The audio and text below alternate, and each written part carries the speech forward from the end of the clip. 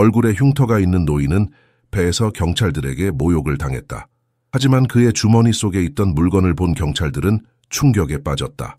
2월 10일은 윤종 69세의 생일이었다. 서울 용산구의 낡은 작은 아파트에서 은퇴 후 조용한 삶을 살아가던 그는 이날도 특별할 것 없이 하루를 보내고 있었다. 그의 얼굴에는 세월의 흔적뿐 아니라 깊고 선명한 흉터가 남아 있었다. 사람들이 그를 볼 때마다 숨길 수 없는 흉터를 보고 수군거리곤 했지만 윤종은 결코 그 상처에 대해 이야기하지 않았다. 그에게 있어 과거는 그냥 흘러가도록 두는 것이 최선이었다. 용기란 스스로 만족하면 되는 것이다. 외부의 칭송은 불필요하다. 이것이 그의 믿음이었다. 그의 아들 한솔 35세는 IT 회사의 중간 관리자로 바쁜 나날을 보내며 아버지와의 시간은 점점 줄어들고 있었다. 하지만 생일날만큼은 그냥 지나칠 수 없었다. 평소와 달리 그는 적극적으로 아버지를 집 밖으로 끌어내고자 했다. 아빠 오늘 하루만 나가봐요. 맥주 한잔 하면서 얘기 좀 해요. 한솔은 아침 출근길에 전화를 걸어 설득했다. 윤종은 한숨을 내쉬었다. 혼자 있는 것이 더 편하다고 생각했지만 아들의 요청을 거절하기는 쉽지 않았다. 이 나이에 생일을 챙겨주는 아들이 있는 것도 큰 복이지. 그는 스스로를 설득하며 오후가 되자 낡은 재킷을 걸쳤다. 한솔이 추천한 장소는 강남의 고급바 팀버 하우스였다. 윤종에게는 생소한 장소였지만 아들을 위해 낯선 환경을 마주하기로 마음먹었다. 오후 5시경 그는 배에 도착해 가장 구석진 자리에 앉았다. 화려한 조명과 활기 넘치는 분위기는 그의 마음을 더욱 위축되게 했다. 주변에서는 젊은이들이 소리내어 웃고 떠들며 연인들은 속삭이는 듯 이야기를 주고받고 있었다. 그는 낯설게 느껴지는 분위기 속에서도 아들을 기다리며 맥주 한 잔을 주문했다. 차분히 맥주잔을 들고 있던 그의 눈길은 자연스레 시계로 향했다. 한솔이 곧 오겠지. 혼잣말로 스스로를 위로했지만 그는 이내 과거의 기억 속으로 빠져들기 시작했다. 그때 갑작스레 바의 문이 거칠게 열렸다. 2명의 군복을 입은 남성이 안으로 들어섰다. 그들은 바쁘게 걸어가며 카운터에 자리를 잡고 맥주를 주문했다. 목소리가 커질수록 그들의 존재감은 더욱 도드라졌다. 윤종은 여전히 시선을 피한 채 자신의 자리에서 조용히 맥주를 마셨다. 이곳의 화려한 환경, 소란스러운 대화, 그리고 밀려드는 감정들이 그를 더욱 움츠러들게 했다. 그는 혼란스러운 생각을 정리하려 애썼지만 왠지 모를 불안감이 그의 마음속을 어지럽히기 시작했다. 왜 이렇게 불편하지? 그는 속으로 중얼거리며 시계를 다시 바라봤다. 아들의 도착이 늦어지는 것만으로도 이미 초조한 마음이 커지고 있었다. 그러나 그는 상상조차 하지 못했다. 이 조용한 생일의 시작이 어떻게 그의 인생을 뒤흔들 사건의 발단이 될지 말이다. 윤종은 의자에 깊숙이 기대앉아 시계를 또 한 번 바라보았다. 5번째였다. 역시 바쁘겠지. 아들이 직장에서 늦는 것은 익숙했지만 그날따라 기다림이 유독 무겁게 느껴졌다. 그는 낡은 재킷에 옷깃을 정리하며 맥주잔을 들어 긴 한 모금을 마셨다. 손끝으로 차가운 잔을 쥐고 있는 것이 그나마 어색함을 덜어주는 듯했다. 그러나 바의 소란스러운 분위기가 점점 그를 짓눌렀다. 특히 카운터에 앉아있는 2명의 군복 차림 남성들. 그들이 내뿜는 태도는 불쾌함을 넘어 참기 힘든 수준으로 변해가고 있었다. 그들은 이미 2번째 잔을 비우고 있었고 목소리는 점점 커지며 농담은 더 가벼워졌다. 저기 봐, 저 사람 봤어? 거구의 남자가 옆에 앉은 동료에게 고개를 끄덕이며 낮게 말했다. 그러나 그의 목소리는 충분히 들릴 만큼 컸다. 무슨 공포 영화에서 나온 것 같은데? 옆에 동료는 잔을 들며 킥킥대고 웃었다. 아니 저거 설마 자기가 요리하다가 얼굴이라도 태운 거야? 국 끓이다가 폭발한 거 아닐까? 둘은 눈을 맞추며 키득거렸다. 그들의 조롱 섞인 말소리는 결국 윤종의 귀에 꽂혔다. 그는 움직임 하나 없이 자리에서 가만히 있었다. 얼굴에 아무런 표정을 드러내지 않으려 했지만 그의 손끝은 잔을 잡은 채로 미세하게 떨리고 있었다. 그는 이런 상황에 익숙했다. 사람들의 시선, 무심한 수군거림, 대놓고 드러나는 경멸. 하지만 오늘은 달랐다. 그들의 말이 한 번 더 그의 속을 파고들었다. 저런 사람들은 항상 여기저기 혼자 다니잖아. 아마 누구 기다리는 척하는 거겠지. 올 사람도 없을 테고. 다른 한 명이 빈정거리며 맥주잔을 내려놓았다. 윤종은 깊은 숨을 들이마셨다. 참아야 한다. 괜히 말 섞지 말자. 그러나 속은 이미 끓어오르고 있었다. 자신을 억누르던 평정심은 차갑게 갈라지고 있었다. 그는 두 손을 테이블 아래에서 꽉 쥐며 흔들리는 감정을 억제했다. 주변 손님들도 상황을 눈치챘다. 일부는 흘낏 그를 쳐다봤고 몇몇은 불편한 듯 시선을 돌렸다. 하지만 누구도 나서지 않았다. 이들은 그저 방관자일 뿐이었다. 그들이 세 번째 잔을 들이키기 시작하면서 농담은 더 노골적으로 변했다. 야, 아저씨! 키 큰 경찰이 웃음 섞인 목소리로 불렀다. 괜찮아요? 맥주도 태우는 건 아니겠죠? 그의 말에 주위 사람들의 시선이 다시 윤종에게 집중되었다. 윤종은 천천히 시선을 들었다. 그들의 표정을 바라보며 말없이 응시했다. 그 눈빛에는 고요한 분노가 스며 있었다. 그는 차마 말로 표현할 수 없을 만큼 모욕을 느꼈다. 경찰들은 그 반응에 더 즐거워하는 듯 보였다. 그들에게는 이것이 단순한 장난이었다. 그러나 윤종에게는 그 이상이었다. 그의 자존심에 깊은 상처를 남기는 공격이었다. 그는 잔을 천천히 테이블 위에 내려놓았다. 주변은 조용해졌지만 분위기는 무겁고 차가웠다. 그는 한 번 더 시계를 바라봤다. 왜 이렇게 늦는 거야, 한솔아. 그의 속은 타들어갔다. 아들이 오기 전 이런 모습을 보여주는 건 원치 않았다. 하지만 동시에 오늘 밤 그냥 넘길 수는 없을 것 같았다. 그는 침묵 속에 스스로를 다잡으며 마음 한구석에서 점점 강렬해지는 분노를 느꼈다. 그는 오래 참고 살아왔지만 오늘 밤은 다를 것 같았다. 윤종은 경찰들의 비아냥과 웃음소리에 내내 묵묵히 참았다. 그러나 그들의 조롱은 단순한 농담이 아니라 그의 존엄을 짓밟는 날카로운 칼날처럼 느껴졌다. 그는 이미 많은 것을 견뎌온 사람이었다. 하지만 그날 밤 그의 가슴 속엔 무언가가 삐걱거리며 부서지고 있었다. 자, 한 잔 더. 키 큰 경찰이 웃으며 소리쳤다. 두 번째 잔을 비우고 나서 그들은 한층 더 거침없어졌다. 다른 손님들이 이들의 시끄러운 목소리에 슬쩍 눈길을 주었지만 누구도 감히 개입하지 않았다. 잠시 후 젊은 쪽의 경찰이 자리에서 일어났다. 그는 윤종의 방향으로 천천히 걸어갔다. 그의 입계는 가벼운 미소가 번지고 있었다. 그러나 그 미소는 친근함과는 거리가 멀었다. 그것은 순전히 도발을 위한 것이었다. 그는 윤종의 테이블 옆에 서서 고개를 살짝 숙이며 그를 위아래로 훑어보았다. 그의 시선은 윤종의 얼굴에 깊게 새겨진 흉터에 멈췄다. 그래, 할아버지. 대체 이 흉터는 뭘까? 그는 조롱하는 듯한 어조로 말했다. 사고였나? 아니면 어디서 말 안 듣다가 벌이라도 받은 건가?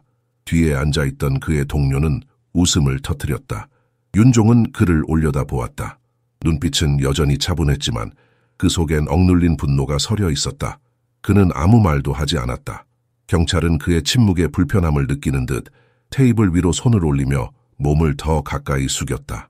안 들리나? 내가 묻고 있잖아. 그의 목소리는 더 날카로워졌고 주변의 손님들이 긴장하며 지켜보기 시작했다. 뒤쪽에서 동료 경찰이 일어나며 웃으며 말했다. 야, 그냥 놔둬. 저러다 진짜 입이라도 다칠라. 그들의 웃음소리가 방 안을 가득 채웠다. 그러나 이번엔 윤종도 가만히 있지 않았다. 그는 천천히 손을 들어 맥주잔을 내려놓고 테이블 위를 단단히 눌렀다. 그의 손바닥에서 나는 소리가 방 전체에 울렸다. 대화와 웃음소리는 멈췄고 시선은 모두 그에게로 쏠렸다. 존중. 그는 낮고 단단한 목소리로 말했다. 그게 뭔지 아는 사람은 별로 없지. 특히 너희 같은 사람들 사이에서는. 그 말은 화살처럼 날아가 경찰들의 가슴에 박혔다. 젊은 경찰은 잠시 멈칫했지만 곧 얼굴에 조소를 띄우며 말했다. 존중? 웃기네. 그리고 너 따위가 뭔데 그런 말을 해? 그는 얼굴을 찌푸리며 몸을 더 앞으로 기울였다. 혼자 쓸쓸히 여기 앉아있는 노인네가 감히 우리한테 훈계를 해? 윤종은 그의 말을 들으며 한숨을 깊게 내쉬었다. 그리고 테이블 아래로 숨겨진 두 손을 꼭 쥐었다. 그의 손가락이 흰색으로 바뀔 정도로 힘이 들어갔다. 그는 천천히 고개를 들어 경찰의 눈을 똑바로 바라보았다. 유니폼 입었다고 뭐든지 말할 수 있을 거라 생각하나? 그의 목소리는 낮고도 단호했다. 닥쳐라. 아니면 내가 너희가 나한테 경례라도 하게 만들어주겠다. 그 도전적인 말에 젊은 경찰은 순간 웃음을 터뜨렸다. 뭐라고 경례? 이 할아버지가 미쳤나? 그러나 그의 동료는 상황이 심상치 않다는 것을 느꼈는지 미묘하게 얼굴을 굳히고 있었다. 젊은 경찰은 한 발 앞으로 다가가며 그의 팔을 거칠게 붙잡았다. 뭐야, 진짜 덤비겠다는 거야? 그의 목소리는 낮아졌지만 그 안에는 분명한 위협이 담겨 있었다. 윤종은 눈 하나 깜빡이지 않고 그를 응시했다. 내가 하는 말이 듣기 싫다면 떠나라. 그 순간 바하는 숨소리조차 들리지 않을 만큼 조용해졌다. 손님들은 숨을 죽이고 사태를 지켜보고 있었다. 그러나 윤종은 여전히 시선을 돌리지 않고 있었고 그 순간 그의 손목시계가 시야에 들어왔다. 늦겠지만 한솔아, 너 없는 사이 내가 해야 할 일이 있구나. 그는 속으로 중얼거리며 깊은 숨을 내쉬었다. 그의 인내는 이제 한계에 가까워지고 있었다. 바 안의 공기는 칼날처럼 날카로워지고 있었다. 경찰 둘은 이제 더 이상 농담으로 시간을 때우지 않았다. 특히 나이가 더 많은 경찰은 윤종의 단호한 태도에 자극을 받은 듯 얼굴이 붉어졌다. 그의 손이 허리춤으로 향하더니 벨트에 걸린 수갑을 잡아채며 테이블 위에 거칠게 내려놓았다. 그래, 이 할아버지가 경찰을 이렇게 우습게 본다 이거지? 수갑에서 나는 금속성 소리가 바의 조용한 공기를 찢었다. 그는 손님들이 지켜보는 걸 알면서도 이를 무시한 채 윤종을 노려보았다. 좋아, 여기서 끝내자. 오늘 밤엔 내가 널 제대로 가르쳐 주겠어. 바 안의 손님들 중 일부는 자리에서 일어나며 상황을 지켜봤다. 하지만 누구도 나서지 않았다. 직원들마저도 안절부절 못하며 뒤로 물러났다. 이 순간 아무도 윤종을 지켜주려는 기미를 보이지 않았다. 하지만 윤종은 움직이지 않았다. 그는 여전히 의자에 기대앉아 조용히 경찰을 바라보았다. 나를 이렇게 몰아쓴다고 당신이 강해지는 건 아닐 거요. 그의 목소리는 낮았지만 그 안에는 굳건한 힘이 있었다. 그 말은 경찰의 신경을 자극했다. 그는 이를 악물며 한 손으로 윤종의 팔을 거칠게 잡아 당겼다. 일어서, 당장. 경찰의 목소리는 이제 더 이상 농담이 아니었다. 그것은 권위를 보여주려는 화난 소리였다. 그러나 윤종은 여전히 자리에 앉아 움직이지 않았다. 내가 여기서 나가는 건 네가 나를 제대로 잡을 만한 이유가 있을 때다. 그의 말은 나직했지만 그 방에 울려 퍼졌다. 이 말은 노골적으로 경찰의 권위를 무시하는 것이었다. 그의 동료가 다급히 중재하려 했다. 형님, 진정하세요. 그냥 그만두는 게 좋을 것 같은데요. 그러나 나이 많은 경찰은 그 말을 듣고 더 화가 난 듯 손을 흔들며 동료를 밀쳐냈다. 조용히 해. 내가 알아서 할 거야.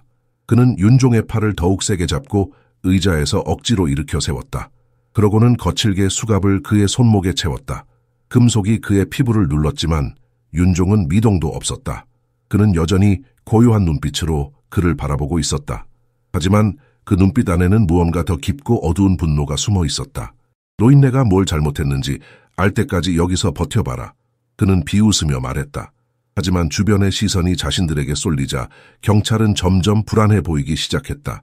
누군가 낮은 목소리로 외쳤다. 왜 저렇게까지 하는 거야? 저분이 뭘 잘못했지? 그 말은 상황을 바꾸지 못했지만 공간에 작은 균열을 냈다. 경찰의 동료는 여전히 불안한 얼굴로 주변을 살폈다. 하지만 나이 많은 경찰은 여전히 화를 참지 못하고 윤종의 재킷을 뒤지기 시작했다. 이런 노인네가 뭘 숨기고 있는지 보자고. 그는 재킷 주머니에서 하나의 작은 상자를 꺼냈다. 그것은 벨벳으로 덮인 붉은 상자였다. 뭐야, 이게 뭐라고 이렇게 잘 감춰놨어? 그는 상자를 열었다. 그리고 그 순간 그의 손이 멈췄다. 그의 얼굴은 당혹감과 혼란으로 굳어갔다. 상자 안에는 금빛으로 빛나는 메달이 있었다. 그것은 단순한 메달이 아니었다. 그것은 국가의 최고 연계 중 하나인 국민훈장이었다. 그의 동료가 다가와 메달을 보았다. 그는 눈을 크게 뜨고 놀란 듯 물었다. 형님, 이거 진짜예요? 어떻게 이런 걸? 나이 많은 경찰은 말을 잇지 못했다. 그는 메달을 손에 들고 멍하니 바라보았다. 그 순간 그의 표정은 조롱과 경멸에서 혼란과 두려움으로 변했다. 윤종은 여전히 수갑에 묶인 채 가만히 있었다. 그러나 그의 입계는 미묘한 미소가 떠올랐다. 그것은 기쁨이 아니었다. 그것은 쓴웃음이었다. 그 메달은 대통령이 직접 내 손에 건넸소. 혹시 그 대통령을 아는가? 그의 목소리는 낮았지만 무게감 있었다. 경찰은 한 걸음 뒤로 물러났다. 그의 동료도 어쩔 줄 몰라 하며 두 사람을 번갈아 바라보았다. 바의 손님들은 숨을 죽이고 이 장면을 지켜보고 있었다. 마치 모두가 이 순간을 놓치지 않으려는 듯 윤종은 고개를 살짝 돌려 바 안을 둘러보았다. 그가 말하지 않아도 진실은 이미 이 공간을 꽉 채우고 있었다. 그의 침묵은 어떤 말보다 무거웠다. 바 안은 얼음장처럼 조용했다. 모든 시선이 경찰의 손에 들린 메달로 쏠려 있었다. 금빛 메달은 바의 은은한 조명 아래에서 작게 반짝이며 그 존재감만으로도 공간을 압도했다. 그 메달은 단순한 물건이 아니라 마치 그 자리에 있는 모든 사람에게 질문을 던지는 것 같았다. 젊은 경찰은 불안한 얼굴로 메달을 바라보며 한 걸음 앞으로 나섰다. 그는 목소리가 떨리는 것을 느끼며 말했다. 이게 진짜 국민훈장 맞습니까? 그의 질문은 거의 속삭임 같았지만 배 있는 모든 사람에게 선명히 들렸다. 그의 시선이 천천히 메달에서 윤종의 얼굴로 옮겨졌다. 조롱과 경멸로 바라봤던 그 흉터는 이제 다르게 보였다. 그것은 단순한 상처가 아니라 이야기를 담은 기록물처럼 보였다. 윤종은 그의 질문에 바로 대답하지 않았다. 그는 잠시 숨을 고르며 천천히 메달을 바라보았다. 눈빛에는 고요한 단호함이 서려 있었다. 그래, 맞아. 그는 짧게 대답했다. 그러나 그 짧은 한마디는 메달의 무게를 설명하기에 충분했다. 나이가 많은 경찰은 손에 든 메달을 내려다보며 얼굴을 찡그렸다. 그는 혼란스러운 눈빛으로 메달과 윤종을 번갈아 쳐다보았다. 그의 입술이 떨렸고 마치 뭔가를 말하려다 멈추는 것처럼 보였다. 하지만 이걸 어떻게? 그의 목소리는 평소에 거칠고 자신만만한 어조가 아니었다. 불확실함과 의문이 그의 말 속에 섞여 있었다. 윤종은 그의 말을 기다리지 않고 천천히 고개를 들었다. 그는 안을 둘러보았다. 여전히 모든 사람의 눈이 자신을 향하고 있었다. 그는 한숨을 내쉬며 조용히 입을 열었다. 이 메달은 내가 30년 전에 받은 것이다. 그의 목소리는 낮고 느렸지만 그 안에 담긴 무게는 컸다. 바의 모든 사람이 그의 말에 귀를 기울였다. 그는 한 단어, 한 문장을 말할 때마다 그 자리에 있는 모든 사람의 긴장감을 높였다. 그때 사람들은 내가 한 일을 영웅적이라고 불렀다. 하지만 나는 그저 해야 할 일을 했을 뿐이다. 젊은 경찰은 그의 말에 빨려 들어가듯 앞으로 조금 더 다가갔다. 그는 말을 걸었다. 무슨 일이 있었던 겁니까? 그의 목소리는 거의 떨리고 있었다. 윤종은 잠시 눈을 감았다. 마치 그 기억을 떠올리는 것만으로도 고통스러운 듯했다. 그리고 다시 눈을 뜨며 말했다. 1992년이었다. 대구에서 큰 불이 났지. 어린이집이었다. 그 말이 떨어지자 바 안의 모든 사람은 숨을 멈춘 듯 조용했다. 누군가 나지막이 숨을 들이쉬는 소리조차 크게 들릴 만큼 정적이 흘렀다. 불은 너무 빨리 번졌다. 소방관들이 도착하기도 전에 이미 아이들이 안에서 울부짖고 있었다. 그는 잠시 말을 멈췄다. 그의 목소리는 떨리지 않았지만 말의 무게가 그의 어깨를 짓누르는 것 같았다. 나는 그냥 들어갔다. 생각할 시간이 없었다. 그저 해야 할 일이었다. 이제 모든 시선이 그의 흉터로 향했다. 그것들은 더 이상 혐오의 대상이 아니었다. 그것들은 희생과 용기의 상징으로 변해 있었다. 한 번에 한 명씩 아이들을 안고 나왔다. 그렇게 23명의 아이들이 살아남았다. 그리고 나는 그곳에서 이런 얼굴로 나오게 되었지. 그의 마지막 말은 한마디의 한숨처럼 느껴졌다. 젊은 경찰은 그의 말을 듣고 조용히 뒤로 물러났다. 나이가 많은 경찰은 이제 손에 든 메달을 내려다보며 숨을 삼키고 있었다. 대구 1992년 그는 중얼거리며 무언가를 떠올리는 듯했다. 그리고 마침내 얼굴이 창백해지며 말했다. 용화길 어린이집 맞습니까? 윤종은 고개를 끄덕였다. 그제야 나이 많은 경찰의 눈에 커다란 충격이 떠올랐다. 그는 입을 벌리며 말을 이어갔다. 내 조카가 거기 있었습니다. 3살이었어요. 그는 살았습니다. 하지만 우린 그를 구한 사람이 누군지 결코 알지 못했어요. 그의 목소리는 이제 떨리고 있었다. 그는 메달을 내려다보며 한 손으로 입을 가렸다. 젊은 경찰은 그를 잡아주려 했지만 자신도 충격에서 벗어나지 못한 듯 보였다. 바 안의 손님들 사이에서 웅성거림이 퍼지기 시작했다. 누군가 작은 목소리로 말했다. 저분은 영웅이다. 다른 누군가는 조용히 고개를 끄덕였다. 하지만 윤종은 여전히 앉아 있었다. 그의 표정은 변하지 않았지만 그 안에는 차갑고 단단한 것이 있었다. 영웅이라 그는 낮게 말했다. 그 이름이 왜 이렇게 무겁게 들리는지 너희들은 알겠느냐? 그 말은 경찰과 손님들 모두를 조용히 만들었다. 메달의 빛은 여전히 테이블 위에서 흔들리고 있었다. 바의 공기는 마치 시간이 멈춘 것처럼 무겁고 고요했다. 조금 전까지만 해도 웃음소리와 조롱으로 가득했던 공간은 이제 침묵에 잠겨 있었다. 나이 많은 경찰은 손에 든 메달을 내려다보며 떨리는 손가락으로 그것을 움켜쥐었다. 그의 눈은 윤종을 향하고 있었지만 그 안에는 더 이상 조소나 적대감은 없었다. 대신 혼란과 후회가 가득했다. 그때 그 남자가, 그의 목소리는 낮고 힘이 없었다. 그게 당신이었다니. 그의 말은 거의 자신을 향한 중얼거림에 가까웠지만 바 안에 있는 사람들은 모두 그 말을 들을 수 있었다. 그는 고개를 숙이며 더 이상 윤종의 얼굴을 똑바로 바라볼 용기가 없는 듯했다. 내 조카가 그 어린이집에 있었습니다. 그의 목소리는 점점 더 약해졌지만 떨림은 분명했다. 우리 가족은 늘 그를 구해준 사람이 누구인지 궁금했지만 아무도 찾을 수 없었어요. 그 남자가 당신이었다니. 윤종은 여전히 앉아 있었다. 그의 손목은 여전히 수갑에 묶여 있었고 그의 눈은 고요하고 흔들림 없었다. 그는 나이 많은 경찰의 말을 가만히 듣고만 있었다. 하지만 그의 침묵 속에는 감정의 소용돌이가 느껴졌다. 젊은 경찰이 한 발짝 앞으로 나섰다. 그의 얼굴은 창백했고 눈은 죄책감으로 가득 차 있었다. 그 메달, 정말 대통령님이 직접 주셨습니까? 그의 질문은 조심스러웠지만 진심이 담겨 있었다. 윤종은 천천히 고개를 들었다. 그의 눈빛은 무거웠지만 흔들림 없는 존엄이 배어 있었다. 그래, 김영삼 대통령이 직접 내게 건넸다. 1993년이었다. 그는 잠시 숨을 고르며 말을 이었다. 나는 그 자리에 가고 싶지 않았다. 사람들이 박수치고 떠드는 게 싫었으니까. 그의 목소리는 여전히 낮았지만 그 안에 담긴 힘은 바 안에 있는 모든 사람의 가슴을 울렸다. 그런데 대통령은 말했다. 이런 사람은 기억되어야 한다고. 그는 메달을 가리키며 덧붙였다.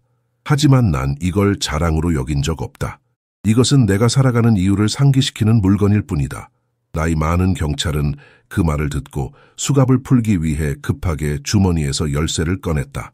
그의 손은 떨리고 있었고 수갑을 여는데 몇 번이나 실패했다. 결국 그는 가까스로 수갑을 열며 말했다. 죄송합니다. 정말 죄송합니다. 그의 목소리는 거의 들리지 않을 만큼 작았지만 진심이 느껴졌다. 윤종은 천천히 손목을 풀고 손목을 문지르며 고개를 들었다. 그의 눈은 경찰을 꿰뚫는 듯 날카로웠다. 모르기 때문에 괜찮다고 생각했나? 그의 목소리는 낮았지만 강렬했다. 모르는 것은 변명이 될 수 없다.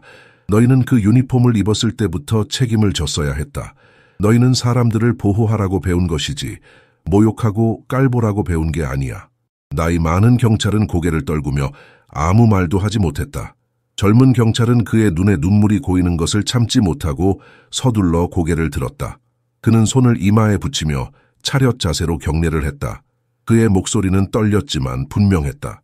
존경합니다, 어르신. 그의 경례는 진심이 담긴 것이었고 바 안에 있던 사람들은 그 순간 침묵 속에서 그들의 눈앞에서 벌어진 일을 곱씹었다. 나이 많은 경찰은 한참을 망설이다가 메달을 두 손으로 들고 깊게 허리를 굽혔다. 나는 오늘 경찰로서도 사람으로서도 실패했습니다. 이 말로 부족하겠지만 감사합니다. 당신이 한 모든 일에 대해서요. 윤종은 그를 바라보며 한숨을 내쉬었다. 그는 고개를 살짝 끄덕이며 말했다. 시간이 너희를 가르쳐 줄 거다.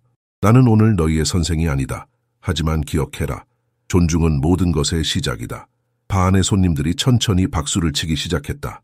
처음에는 한두 사람이었지만 점점 더 많은 사람이 동참했다. 그 박수는 경의를 표하는 소리였다.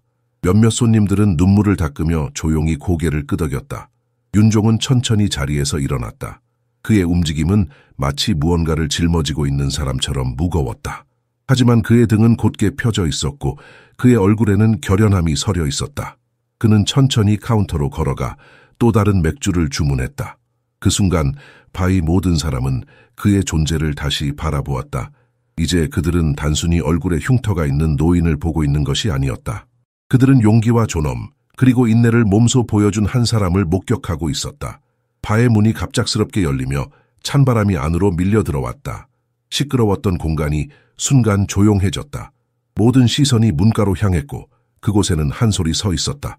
이마에 깊은 주름이 잡혀 있었고 그의 눈빛에는 분명한 걱정이 깃들어 있었다. 그는 재빨리 아버지를 찾기 위해 두리번거렸다. 바의 분위기가 어딘가 비정상적이라는 것을 단번에 느낄 수 있었다. 손님들은 웅성거리지 않았지만 무언가 묵직한 것이 공간을 채우고 있었다. 그의 눈에 마침내 윤종이 들어왔다. 아버지는 바 카운터 옆에 서 있었고 손목은 이제 자유로웠다. 그러나 그의 자세는 여전히 단단하고 날카로웠으며 눈빛은 그가 익히 알던 온화한 모습과는 거리가 멀었다. 아빠! 그는 다급히 아버지에게 다가갔다. 무슨 일이에요? 왜 분위기가 이래요? 윤종은 천천히 몸을 돌려 아들을 바라보았다. 그의 눈빛은 한순간 부드러워졌지만 얼굴에는 여전히 무언가를 품고 있는 듯한 고요한 무게가 남아있었다.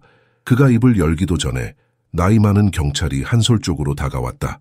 여전히 메달을 손에 들고 있는 그는 한솔에게 다소 경직된 목소리로 말을 걸었다.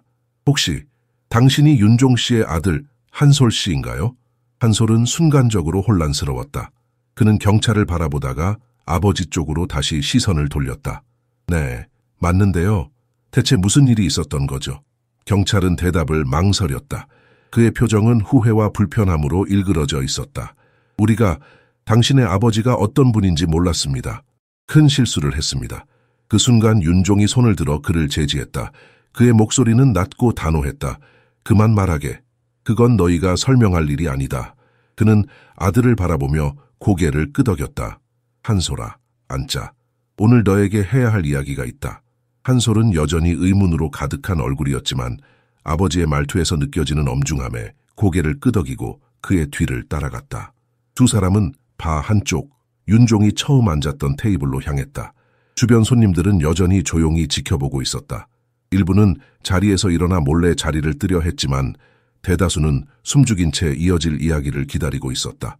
테이블에 앉은 윤종은 손으로 자신의 맥주잔을 가만히 쓸어내렸다. 그는 한동안 말없이 아들을 바라보다가 천천히 입을 열었다. 오늘은 내 생일이지만 내가 선물을 받은 날인 것 같구나. 그의 목소리는 평소와 다르게 무겁게 들렸다. 삶은 때때로 우리가 잊고 싶었던 것을 다시 꺼내놓는다. 오늘이 그런 날이다. 한솔은 의자 끝에 앉은 채 몸을 앞으로 기울였다. 그의 임에는 여전히 주름이 깊었고 그는 아버지의 입에서 이어질 이야기를 기다렸다. 젊었을 때 나는 지금과는 다른 사람이었다. 더 강했고 더 빨랐다. 하지만 지금 생각하면 그렇게 현명하지는 못했던 것 같다.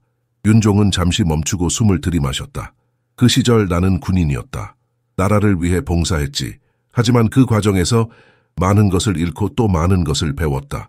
한솔은 놀란 표정을 감추지 못했다. 그는 아버지의 과거에 대해 거의 아는 것이 없었다. 아버지가 군인이었다는 사실도 어렴풋이 들은 적은 있었지만 그가 직접 얘기한 적은 없었다. 어느 날 운명이 나에게 선택을 강요했다. 윤종의 목소리는 더욱 낮아졌지만 그 안에 담긴 힘은 더욱 강렬해졌다. 1992년 대구에서 한 어린이집에 불이 났다. 불은 빠르게 번졌고 아이들의 울음소리가 건물을 뒤덮었다. 한솔의 눈이 점점 커졌다. 그는 말없이 아버지의 얼굴을 바라보며 그의 흉터를 다시금 눈에 담았다.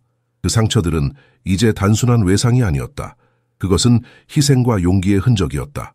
그날 나는 아이 23명을 불길에서 구했다. 하지만 그 대가로 이 얼굴을 가지게 되었지. 그의 손이 흉터로 향했다.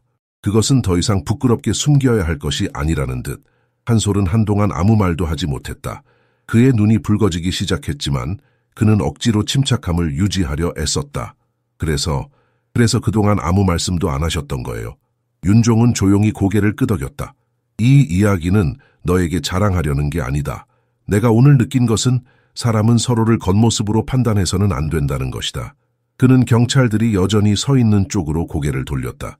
오늘의 일은 나뿐만 아니라 여기 있는 모든 사람에게 중요한 교훈이 되었을 것이다. 한솔은 입술을 깨물며 고개를 끄덕였다. 아빠는 여전히 내가 아는 가장 강한 분이에요. 그의 목소리는 떨렸지만 진심이 담겨 있었다. 윤종은 그의 손 위에 손을 올리며 조용히 말했다. 너는 내가 가진 가장 큰 선물이다. 이것만 기억해라. 바는 마치 생명을 얻은 듯 윤종의 이야기를 가슴으로 느끼고 있었다. 말 하나하나가 공간을 채우며 무거운 공기를 더해갔다. 사람들의 표정에는 경외감과 죄책감, 그리고 깊은 감동이 묻어났다. 특히 젊은 경찰은 더 이상 자신을 지탱할 힘조차 없는 듯한 모습이었다. 그는 손에 들린 메달을 꽉 쥔 채 한 발 앞으로 나섰다. 선생님, 그의 목소리는 갈라지고 있었다. 제가 오늘 얼마나 큰 실수를 했는지 그 무게가 느껴집니다. 당신 같은 분 앞에서 제가 이런 행동을 했다니 정말 죄송합니다. 그는 말을 마치지 못한 채 입술을 깨물었다. 눈에는 후회의 물기가 맺혀 있었다. 그는 마치 메달을 내려놓기라도 하듯 조심스레 손을 내밀었다. 하지만 윤종은 그의 말을 차분히 끊으며 손을 들어 제지했다. 사과는 내게만 하는 것이 아니다. 오늘 너희가 배운 것을 진짜로 내 것으로 만들려면 더 큰 그림을 봐야 한다. 그의 목소리는 낮지만 그 안에 담긴 힘은 젊은 경찰의 눈물을 멈추게 했다. 존중은 누구에게나 동일하게 주어져야 한다. 업적 때문도 외모 때문도 나이 때문도 아니다. 너희가 이 교훈을 제대로 배운다면 오늘의 일은 가치가 있는 일이 될 것이다.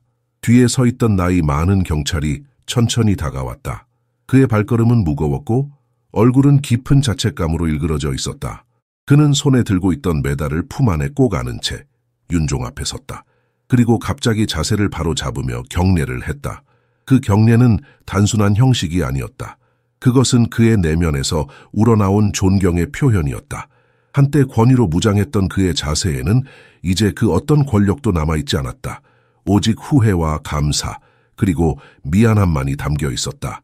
그의 경례의 바 안의 분위기가 다시 한번 크게 흔들렸다. 사람들은 숨을 멈춘 채 그 광경을 지켜봤다. 그러다 한 명, 두 명씩 손뼉을 치기 시작했다. 처음에는 조용했던 박수 소리는 곧 커다란 물결로 변했다. 손님들은 모두 자리에서 일어나 그 순간의 의미를 함께 느끼고 있었다. 어떤 이는 눈물을 닦았고 또 다른 이는 자신의 행동과 말투를 되돌아보는 듯 고개를 숙이고 있었다. 한솔은 그런 모습을 지켜보며 복잡한 감정을 느꼈다. 그는 아버지가 얼마나 강한 사람인지 다시금 깨닫고 있었지만 그가 이런 일을 겪어야만 했다는 사실에 분노도 함께 느껴졌다. 그는 자리에서 일어나 두 경찰을 똑바로 바라보았다. 당신들은 오늘 잘못을 저질렀습니다. 그의 목소리는 낮았지만 강했다. 유니폼을 입고 있다는 건 특권이 아닙니다. 그것은 책임입니다. 오늘 당신들이 배운 것이 앞으로 당신들의 행동을 바꿀 수 있기를 바랍니다. 두 경찰은 말없이 고개를 끄덕였다. 젊은 경찰은 눈물을 삼키며 고개를 숙였고 나이 많은 경찰은 더욱 깊이 허리를 굽혔다. 윤종은 자리에서 천천히 일어나 아들의 어깨에 손을 올렸다. 그의 눈빛에는 아들의 분노를 달래려는 부드러운 기운이 담겨 있었다. 한솔아, 이제 됐다. 너무 깊이 담아두지 마라. 이미 지나간 일이다. 그러나 한솔은 아버지가 얼마나 많은 것을 담아두고 살아왔는지를 알기에 쉽게 마음을 놓을 수 없었다. 그는 깊은 한숨을 내쉬며 말했다. 아빠는 왜 이런 이야기를 그동안 저에게 하지 않으셨던 거예요? 윤종은 잠시 말을 멈추고 한솔의 얼굴을 바라보았다. 그리고는 천천히 대답했다. 이야기를 자랑삼아 하고 싶지 않았다. 나는 내가 해야 할 일을 했을 뿐이다. 이 메달이 나를 정의하지는 않는다. 그는 메달을 손으로 가리키며 덧붙였다. 나를 정의하는 것은 내가 매일 내리는 선택들이다. 그게 내가 너에게 배우길 바라는 것이다. 박수 소리는 점차 잦아들었지만 여전히 바 안에는 경외와 감동이 남아 있었다. 몇몇 손님들이 조용히 다가와 윤종에게 인사를 건넸지만 그는 미소로만 답하며 그 이상의 행동을 사양했다. 박수는 필요 없다. 그는 간결하게 말했다. 내가 말하고 싶은 건 하나다. 누구도 절대 과소평가하지 마라. 그 사람이 어떤 상황에 처해 있든 모두는 존중받을 가치가 있다. 그는 아들을 향해 고개를 돌렸다. 한솔아, 이제 가자. 오늘 밤은 충분히 길었다. 두 경찰은 한 발짝 물러서서 길을 내주었다. 나이 많은 경찰은 그가 나가는 순간 메달을 들고 마지막으로 말했다. 오늘 배운 것을 절대 잊지 않겠습니다. 윤종은 잠시 멈춰 뒤돌아보았지만 아무 말 없이 고개를 끄덕였다. 그의 등 뒤로는 여전히 무언가를 깨달은 사람들의 침묵이 따라왔다. 오늘의 울림은 이 공간을 넘어 더 멀리 퍼져갈 것이었다. 윤종과 한솔이 발을 나서려는 순간 문가에 한 노인이 서 있었다. 그는 바의 주인 민 사장이었다. 민 사장은 늘 친절하고 고객을 세심히 챙기는 사람으로 알려져 있었다. 하지만 그날 밤 그의 표정은 평소와는 달랐다. 그의 눈에는 깊은 존경과 감동이 서려 있었고 손에는 행주가 들려 있었다. 잠시만요, 손님. 민 사장이 조용히 말을 걸었다. 그의 목소리는 낮았지만 그 안에 담긴 감정은 그 누구도 무시할 수 없을 정도로 진중했다. 제가 감히 부탁 하나 드려도 될까요? 윤종은 걸음을 멈추고 민 사장을 바라보았다. 한솔 역시 긴장된 표정으로 아버지와 민 사장 사이를 번갈아 쳐다보았다. 경찰들은 눈치 빠르게 민 사장의 의도를 알아차린 듯 아직 손에 들려있던 메달을 천천히 윤종에게 건넸다. 메달을 받아든 윤종은 다시 한번 그 금빛 물체를 내려다보았다. 그 메달은 오랜 세월 동안 그의 주머니 속에 숨겨져 있던 것이었다. 민 사장은 한 발 앞으로 나와 정중히 허리를 숙였다. 오늘 손님께서 해주신 이야기를 들었습니다. 그의 목소리는 살짝 떨리고 있었지만 그는 단호하게 말을 이었다. 이 반은 사람들이 모여 술을 마시고 대화를 나누는 곳입니다. 하지만 오늘은 손님 덕분에 그 이상의 것을 느낄 수 있었습니다. 존중과 인간애를 가르쳐 주셨습니다. 그래서 부탁드립니다. 윤종은 눈살을 살짝 찌푸리며 물었다. 부탁이 뭡니까? 민 사장은 잠시 숨을 고른 뒤 메달을 가리켰다. 이 메달을 저희 배 2개 해주십시오. 주변에 있던 손님들이 깜짝 놀라며 웅성거리기 시작했다.